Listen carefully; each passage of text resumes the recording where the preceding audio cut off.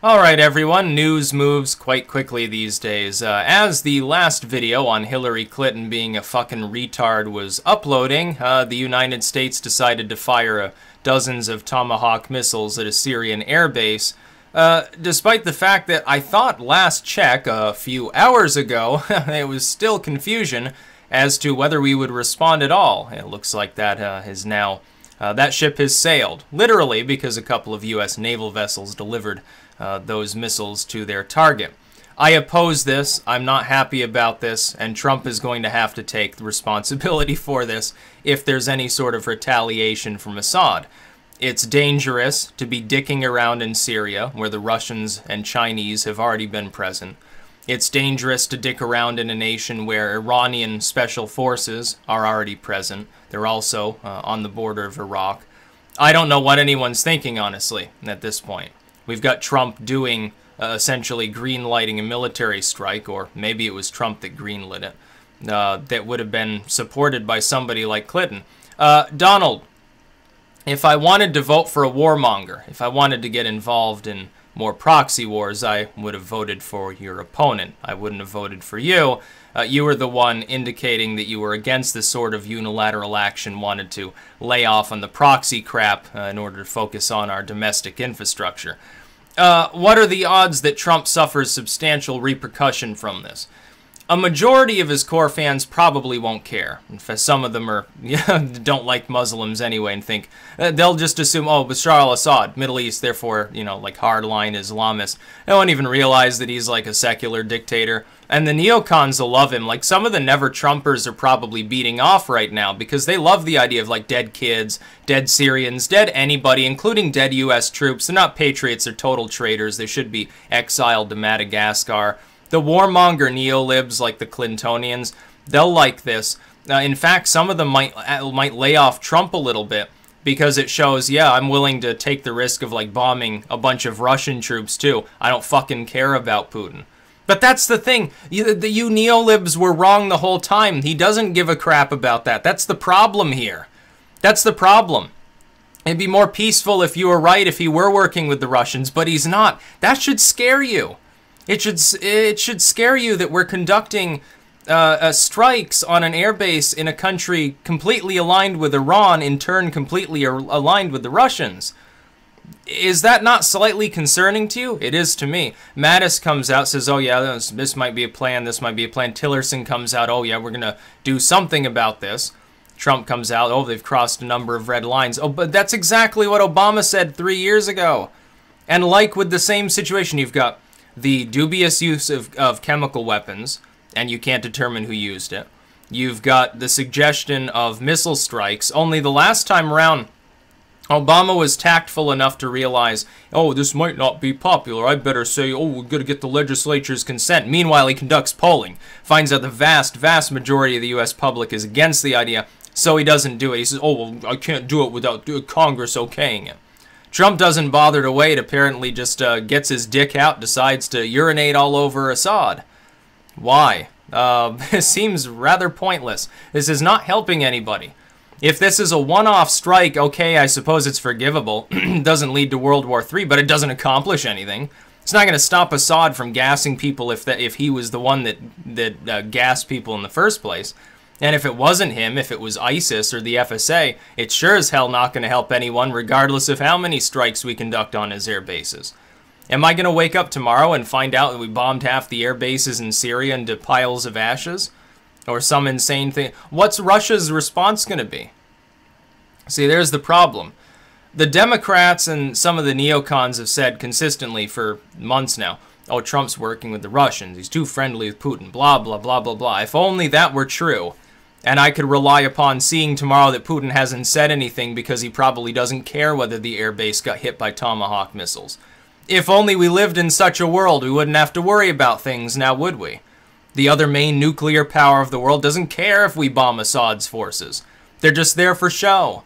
Well, that would be wonderful. I wish your conspiracy theory was true. I wish that the tinfoil hat-wearing fucking loonies within the DNC were actually right on this one. But they're completely wrong. And that's the problem. See, we don't have some secret uber-special bromance relationship between our president and Putin. That's the problem. So when you fly by the seat of your pants and begin bombing targets in Syria without giving any warning to the Russians or anybody else, yeah, you could accidentally splatter some Iranian soldiers. What happens if they retaliate? Iran doesn't have the ability to attack us here, but they sure as hell have the ability to attack our troops within the region. Of course they do. You might piss off the Iraqi government, which is primarily Shia-run as well. What happens if they go rogue and they say, oh, fuck the U.S., we're teaming up with Syria and Iran now. You're this triplicate nation. You'd have a regional war beyond all regional wars. Tens of millions of people would die. You'd destabilize the entire Middle East. It would devolve into such massive sectarian conflict. You know, we wouldn't have to worry about the Russians anymore. They wouldn't dare get involved. And neither would we if we were smart in such a scenario. And this could spark something like that. Now, this shouldn't be done. So I think Trump is making a huge mistake here. This is not why a lot of people voted for him. A lot of people voted, myself included, voted against Hillary Clinton because it was so clear she was going to bring us to the brink of a nuclear war with the Russians over issues like Syria, over issues like Gaddafi and Iran, and over Russia itself. With her retarded statements on, oh, the Russians, if there's a cyber incursion by the Russian state into our military or corporate assets, we might have to think about a military response. That is not something a sane individual would say. When these Democrats hold somebody like JFK up on a pedestal, oh, standard bearer of the Democratic Party, you think that he would have liked that idea? You think he would have been so stupid? I don't think so. I think he'd be calling you bitter warmongers. He'd liken you to some of his worst political opponents. Or maybe members of the mob or something like that he was familiar with. He wouldn't be part of your modern-day Democratic apparatus. Any more than people like Ike would apparently want to hang out with a bunch of modern-day neocons. And Ike wasn't even a pacifist. Give me a break on this. Haven't we had enough of these stupid proxy wars that never seem to solve anything? You have to go way back before I was born to find a situation in which U.S. involvement fundamentally and objectively helped anybody.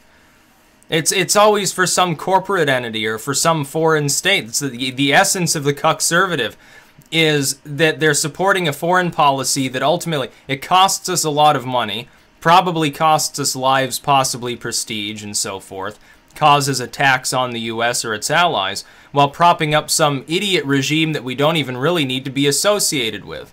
That's the very definition of the concept of a cuckservative.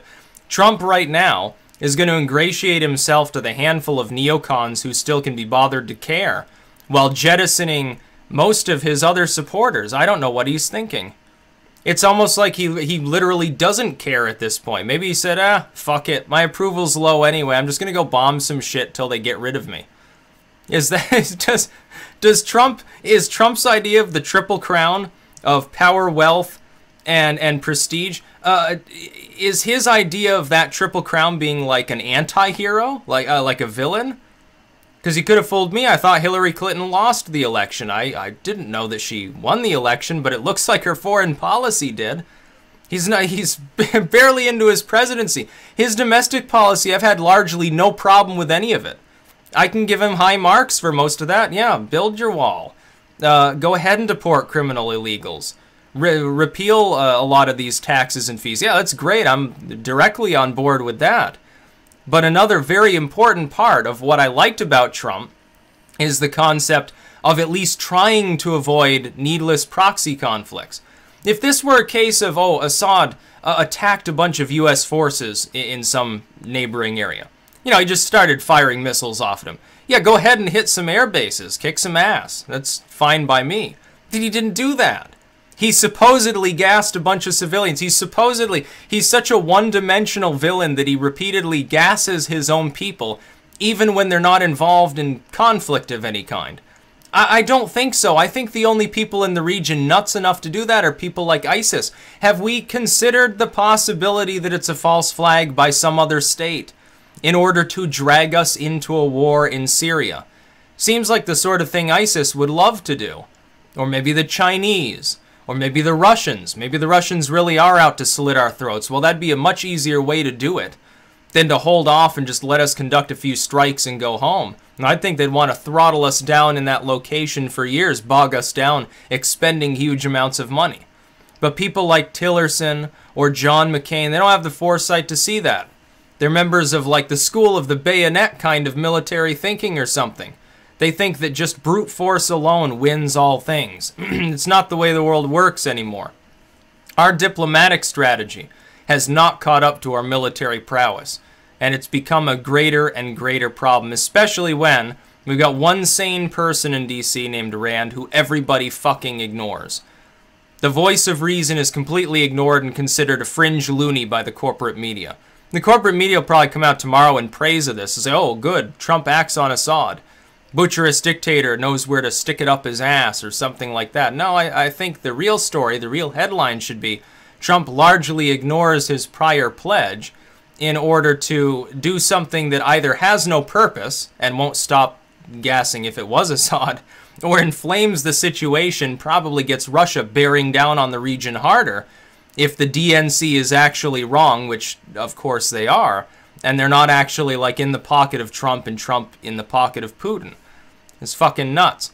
That's about all. Peace out.